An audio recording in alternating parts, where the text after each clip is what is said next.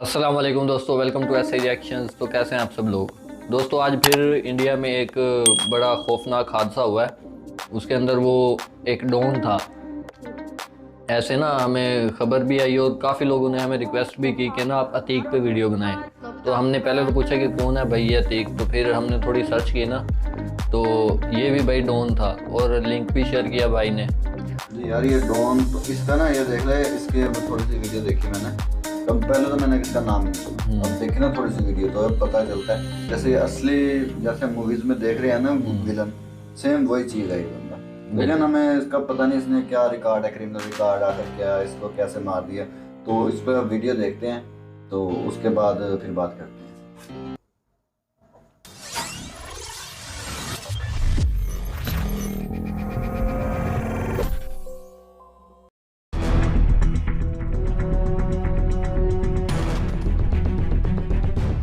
उत्तर प्रदेश में खौफ का दूसरा नाम था अतीक।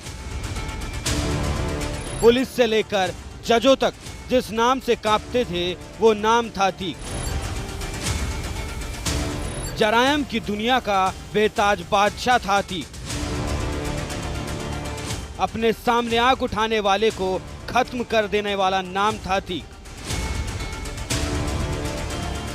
ये नाम अब दुनिया में नहीं रहा। पुलिस के सामने 3 हमलावरों ने इसे गोलियों से छलनी कर दिया। अतीक ने जो बोया था वो काट लिया। जो जुर्म का बीज उसने बोया था वो पेड़ आज कट चुका है। आज आपको बताएंगे इस नाम के आतंक के बारे में, कैसे एक तांगे वाले का बेटा जुर्म की दुनिया का बेताज बादशाह बन गया और कैसे योगी सरकार ने उसकी कमर तोड़ने का काम किया और फिर कैसे उसकी मौत योगी सरकार पर ही सवाल खड़े तो दूसरा वो साथ वाला इसका भाई था, जिनका जवाब सरकार वो को भी मर गया ना, वो भी लगेंगे तो यही मर गया। पता नहीं, देखेंगे तो पता चलेगा। नाम अतीक अहमद, बाप का नाम फिरोज अहमद, पत्नी का नाम शाइस्ता परवीन, बेटों का नाम अली अहमद, उमर अहमद, असद अहमद, अजान अहमद, अबान अहमद। जन्म 10 अगस्त 1962, उम्र 60 साल। 10 अगस्त 1962 को फिरोज के घर जब एक बच्चा पैदा होता है तब नहीं पता था कि बच्चा नहीं, खौफ का दूसरा नाम है। अतीक के गुनाहों की लिस्ट जितनी लंबी है उससे कतई कम उसकी सियासी उपलब्धियां नहीं है। वो माफिया था, वो गैंग लीडर था, हिस्ट्री शीटर था, बाहुबली था, दबंग था, तो साथ ही आतंक का दूसरा नाम भी उसे कहा जाता था। लेकिन इन सब के बावजूद 5 बार विधायक और 1 बार उस फूलपुर सीट से सांसद रहा, जहां से कभी देश के पहले प्रधानमंत्री पंडित जवाहरलाल नेहरू लोकसभा का चुनाव लड़ते थे। डर, आतंक और दबंगई के बावजूद अतीक के खिलाफ 100 से ज्यादा आपराधिक मुकदमे दर्ज हुए, लेकिन ज्यादातर मामलों में सिस्टम उसके इशारों पर कुछ इस तरह नाचता था कि आज तक उसे एक भी मामले में सजा नहीं हो पाई थी। अतीक की हनक और भौकाल का अंदाजा ऐसे भी लगाया जा सकता है कि हाई कोर्ट के 10 जजों ने उसके मुकदमों की सुनवाई से खुद को अलग कर लिया था। लेकिन ये नाम उस वक्त फिर से सुर्खियों में आ गया जब उमेश पाल को दिन दहाड़े भून दिया गया। उमेश पाल को मारा नहीं गया, बल्कि प्रयागराज में एक बार फिर से वो खौफ जिंदा किया गया जो योगी सरकार से पहले हुआ करता था। जजों का ऐसा मानना था कि प्रयागराज के कुछ इलाकों में कानून का नहीं बल्कि अतीक अहमद का राज चलता था। वहां खाकी का नहीं बल्कि अतीक का इकबाल बोलता था। लेकिन जरायम की दुनिया का ये बादशाह अब खामोश हो चुका है। सुनिए अतीक, एक तांगे वाले का बेटा, कैसे पहले लाखों का मालिक बना, फिर करोड़ों का और फिर अरबों का मालिक बन जाता है। पैसे की खातिर जुर्म की दुनिया में कदम रखने के बाद वो कुछ ही दिनों में अपराध जगत का बेताज बादशाह बन जाता है। अपने गुनाहों पर पर्दा डालने के लिए उसने सियासत को कवच के तौर पर इस्तेमाल किया और अपराध के साथ राजनीति के दम पर करोड़ों नहीं बल्कि अरबों का आर्थिक साम्राज्य खड़ा कर लिया। अतीक को गुनाहों की दुनिया इतनी पसंद आ चुकी थी कि उसने अब पूरे परिवार को इसमें शामिल कर लिया। वो खुद गुजरात की साबरमती जेल में बंद था तो छोटा भाई अशरफ यूपी की बरेली जेल में, बड़ा बेटा उमर लखनऊ जेल में कैद था, तो दूसरा बेटा अली अहमद प्रयागराज की नैनी सेंट्रल जेल में। तीसरे बेटे असद पर यूपी पुलिस ने 5 लाख का इनाम रखा था और 13 अप्रैल 2023 को वो पुलिस एनकाउंटर में मारा गया। उमेश पाल की हत्या के बाद पत्नी शाइस्ता फरार थी, लेकिन जैसे ही खबर मिली कि उसका सुहाग उजड़ चुका है, वो उसी जगह पर पहुंच गई जहां उसके पति का खून बिखरा पड़ा था। एहजम और अबान नाम के 2 नाबालिग बेटे बाल संरक्षण गृह में हैं और ये असल में बाल संरक्षण गृह में हैं या नहीं, इस बात की पुख्ता जानकारी नहीं है, क्योंकि पुलिस कोर्ट में कह चुकी है कि सुरक्षा कारणों की वजह से नाबालिग बेटों का पता नहीं बताया जा सकता। अब सुनिए इसका अतीत क्या था। ये वो दौर था जब अपराधी सियासत की सतरंजी बिसात पर मोहरों की तरह इस्तेमाल किए जाते थे।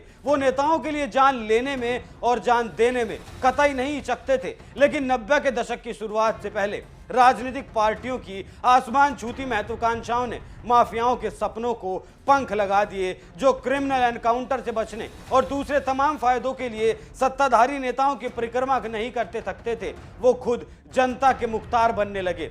माफियाओं के सफेद पोश बनने और अपराध के राजनीतिकरण के बदलाव वाले उस दौर में सबसे चर्चित नाम रहा प्रयागराज का अतीक अहमद।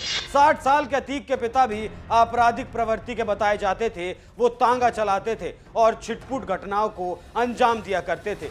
परिवार की माली हालत ऐसी नहीं थी कि बच्चों को पढ़ाया लिखाया जा सके। जब अतीक 17 साल का था तब अतीक ने सोच लिया कि उसे पिता के नक्शे कदम पर चलना है। 17 साल की उम्र में अतीक ने पहला गुनाह किया और उस पर इसी उम्र में पहला मुकदमा भी दर्ज किया गया। लेकिन कुछ ही सालों में अतीक के गुनाहों की तूती बोलने लगी तो वो जिले की कानून व्यवस्था के लिए खतरा बनने लगा। अतीक और पुलिस में लुका छुपी का खेल आम हो गया था। अतीक ने पुलिस के नाम में दम कर दिया था। एक वक्त ऐसा भी आया था जब अतीक और उसके करीबियों पर पुलिस एनकाउंटर में मारे जाने का खतरा मंडराने लगा। तब अतीक ने दिमाग लगाया और राजनीति का कार्ड खेल दिया। वो समझ चुका था अगर जान की सलामती चाहिए तो काले कारनामों को सफेद कुर्ते के पीछे छुपाना पड़ेगा। 1989 में यूपी के विधानसभा चुनावों में इलाहाबाद वेस्ट की सीट से वो निर्दलीय उम्मीदवार के तौर पर अपनी किस्मत आजमाने के लिए उतरा। उस दौर के हालात के चलते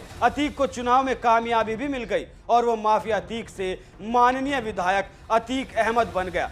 अब जिस पुलिस से उसे खतरा था वो पुलिस उसे संरक्षण देने लगी थी। 1989 के ही चुनाव में तत्कालीन पार्षद और अतीक जैसे ही आपराधिक छवि का चांद बाबा भी मैदान में उतरा था। अतीक को यह बात इतनी नागवार गुजरी थी कि वोटिंग के बाद नतीजे आने से पहले ही उसने रोशनबाग इलाके के कबाब पराठे की दुकान पर उसे अपने गुर्गों के साथ मिलकर गोली और बमों से मौत के घाट उतार दिया। इसके बाद वो इसी इलाहाबाद सिटी वेस्ट सीट से 1991, 1993, 1996 और 2002 में भी लगातार जीत हासिल करता रहा। पहला 2 चुनाव वो निर्दलीय उम्मीदवार के तौर पर जीता। तीसरे चुनाव में भी वो निर्दलीय उम्मीदवार के तौर पर मैदान में उतरा, लेकिन सपा बसपा गठबंधन ने उसे अपना समर्थन दिया और उसके खिलाफ कोई प्रत्याशी नहीं खड़ा किया। 1996 में वो समाजवादी पार्टी के टिकट पर विधायक चुना गया तो 2002 में डॉक्टर सोनेलाल पटेल ने अपना दल से 2002 के चुनाव में के वक्त वो अपना दल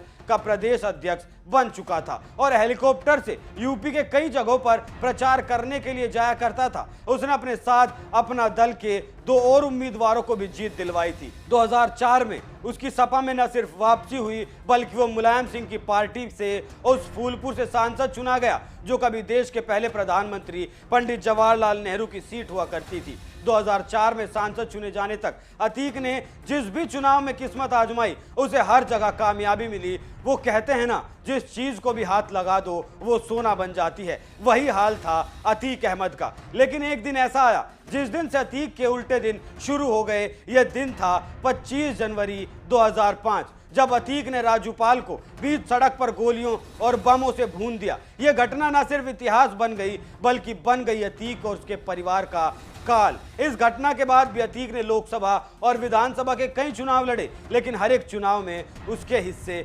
नाकामी आई। दरअसल सांसद बनने के बाद अतीक को विधानसभा की सदस्यता छोड़नी पड़ी। अतीक ने अपने इस्तीफे से खाली हुई सीट पर अपने छोटे भाई खालिद अजीम और अशरफ को टिकट दिलवा दिया।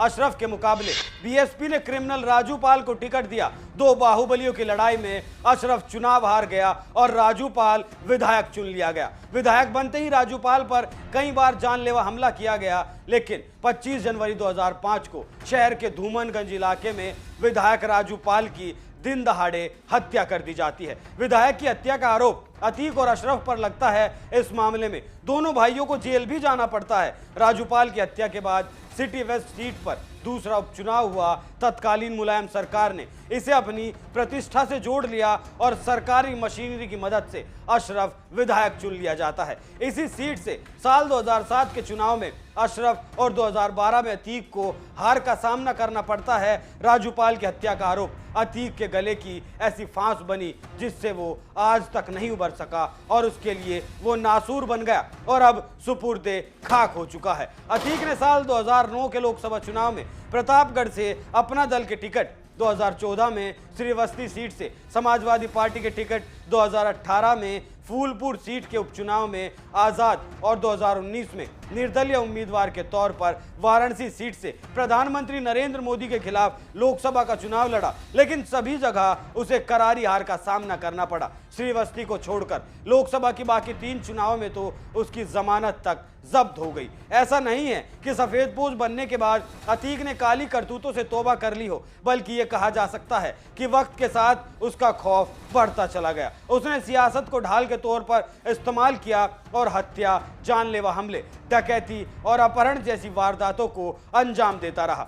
सियासत में स्थापित होने के बाद उसने संगठित अपराधों पर ज्यादा फोकस किया और आपराधिक घटनाओं के बजाय अपना आर्थिक साम्राज्य मजबूत करने में लग गया। तमाम बेनामी संपत्तियां बनाई, करीबियों के नाम पर करोड़ों अरबों के ठेके लिए और बाद में कमीशन लेकर उन्हें दूसरों को दे दिया करता था। देश के तकरीबन 1 दर्जन राज्यों में अतीक का कारोबार फैला था। रियल एस्टेट से रेलवे के स्क्रैप के कारोबार के अलावा उसकी आमदनी का सबसे बड़ा जरिया अरबों खरबों के ठेके लेने का था। ठेके के कई काम वो अपने लोगों से कराता था, तो साथ ही तमाम ठेके कुछ कमीशन लेकर दूसरों को ट्रांसफर कर दिया करता था। रंगदारी वसूली और गुंडा टैक्स से भी उसने अरबों रुपए कमाए। अतीक एक इंटर स्टेट गैंग का खुदा हुआ करता था। उसके गैंग का नंबर 227 था। बताया जाता है कि करीब 125 इसके गैंग के साथ ही एक्टिव हुआ करते थे। अतीक के ऊपर करीब 101 मुकदमे दर्ज थे, जिनमें से ढेर सारे सबूतों और गवाहों के अभाव में उससे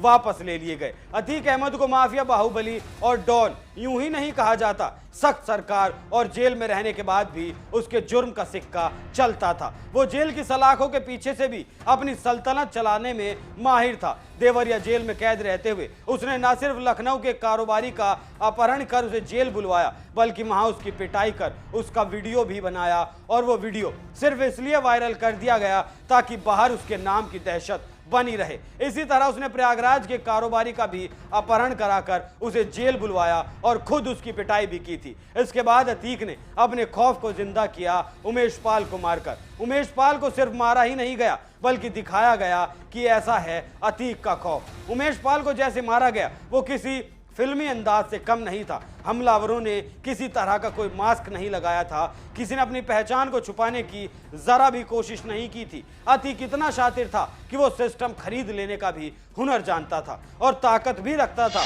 तभी तो वो जेल में बंद रहने के दौरान भी पंचायत लगाया करता था, एक चबूतरे पर बैठा करता था। अतीक की अकड़ को समझने के लिए वो किस्सा काफी है जब उसने एक जेलर को थप्पड़ मार दिया था। अतीक अपना रुतबा कायम रखने के लिए जेल में पंचायत लगाता था। जब जेलर ने अतीक को मना किया तो अतीक ने वहां मौजूद सैकड़ों पुलिसकर्मी और कैदियों के सामने ही जेलर को थप्पड़ जड़ दिया। जिस जेलर की कस्टडी में अतीक बंद था, उसी जेलर को थप्पड़ मारना उसके रुतबे को दिखाता है। और ये किस्सा है प्रयागराज की नैनी सेंट्रल जेल का। पुलिस को ये मोहरों की तरह इस्तेमाल करता था। जिसने इसके रास्ते में आने की कोशिश की, इसने सबको एक ही अंजाम दिया और वह अंजाम था मौत। चांद बाबा से लेकर राजूपाल और उमेश पाल तक 2017 से पहले की सरकारों ने इसके मुकाम तक पहुंचाने में इसकी खूब मदद की। कई बार पुलिस ने इस पर गुंडा एक्ट लगाया, लेकिन राजनेताओं ने सब खत्म करवा दिया। लेकिन 2017 में योगी आदित्यनाथ ने जैसे ही सूबे की कमान संभाली, इसका काउंटडाउन शुरू हो चुका था। पहले से आर्थिक तौर पर चोट दी गई, इसकी कमर तोड़ दी गई। जितनी बेनामी संपत्तियों पर बुलडोजर चलाया गया, इसके साथ साथ इसके करीबियों की भी कमर तोड़ने का काम योगी सरकार ने किया। खबरों के मुताबिक करीब 2368 करोड़ की संपत्ति को या तो कुर्क किया गया या फिर बुलडोजर से ध्वस्त कर दिया गया। अतीक के मरने से कुछ दिन पहले ही खबर आई थी कि अतीक पाकिस्तान के संपर्क में था। पाकिस्तान से ही वो हथियारों को मंगवाया करता था और इन हथियारों को मंगवाया करता था ड्रोन के जरिए। योगी सरकार ने इसके आपराधिक तिलिस्म को तोड़ने का काम किया। तभी तो बेटे का एनकाउंटर होने के बाद अतीक ने कहा था कि मिट्टी में मिल चुका हूं, अब रगड़ा जा रहा हूं। अतीक भांप चुका था कि उसका अब ज्यादा दिन जिंदा रहना मुश्किल है। यूपी पुलिस अतीक का ताबूत तो तैयार कर चुकी थी, लेकिन आखिरी कील नहीं ठोक पाई। 44 साल के आपराधिक इतिहास में किसी ने इतनी हिम्मत नहीं दिखाई कि अतीक की तरफ आंख उठाकर भी देख सके। लेकिन लवनेश, सन्नी, अरुण नाम के 3 हमलावरों ने अतीक और उसके भाई अशरफ को गोलियों से भून दिया।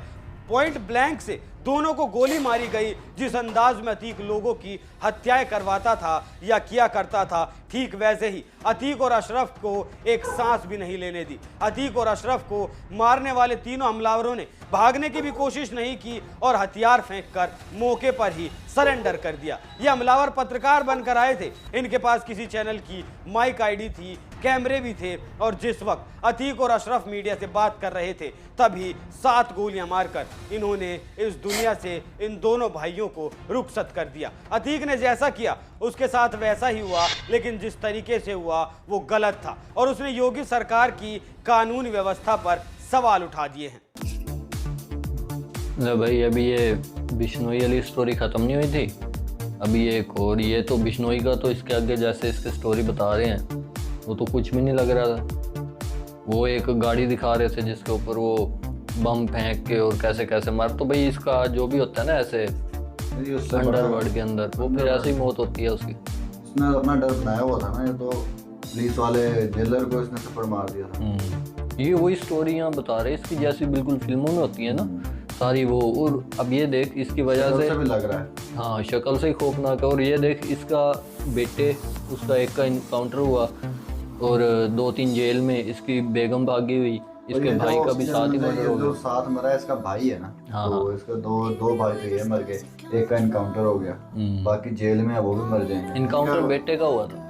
हाँ जी, वही तो कह रहा हूँ कि 2 भाई मर गए, एक का बेटा भी मर गया इसका, तो 3 बंदे तो मर गए एक किस्म के मेन जो होंगे। अब कुछ जेल में है, उनको भी खत्म कर देंगे।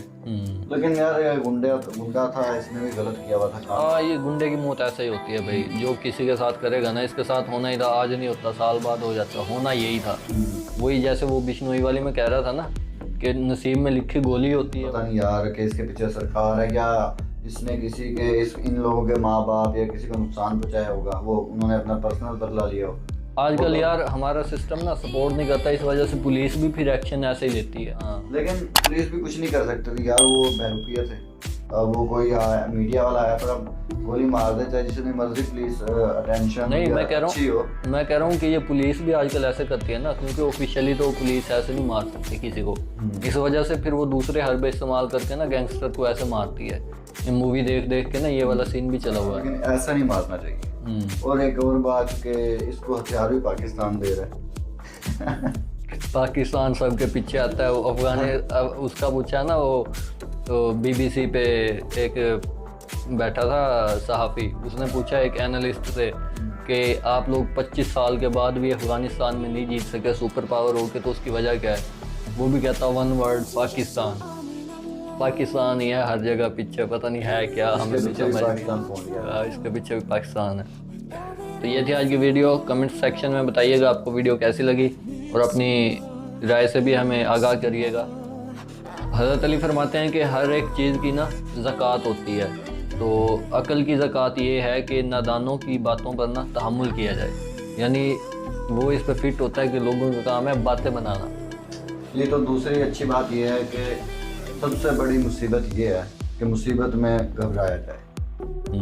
ये हज़रत अली ने फरमाया है, जो कोई अगर आपकी टेंशन आ गई है ना, तो आप लोग पैनिक कर जाते हो, यार पता नहीं क्या हो गया, पता नहीं क्या हो गया। ये नहीं करना। तो नेक्स्ट वीडियो में मिलते हैं, तब तक के लिए चैनल को सपोर्ट करें, लाइक करें और सब्सक्राइब। ओ यार सब्सक्राइब, चलो भाई ना, इसको काट देना, इसको काट देना। ठीक है, हो जाएगा। ठीक है, इसको काट देना। तो नेक्स्ट वीडियो में मिलते हैं, तब तक के लिए अल्लाह।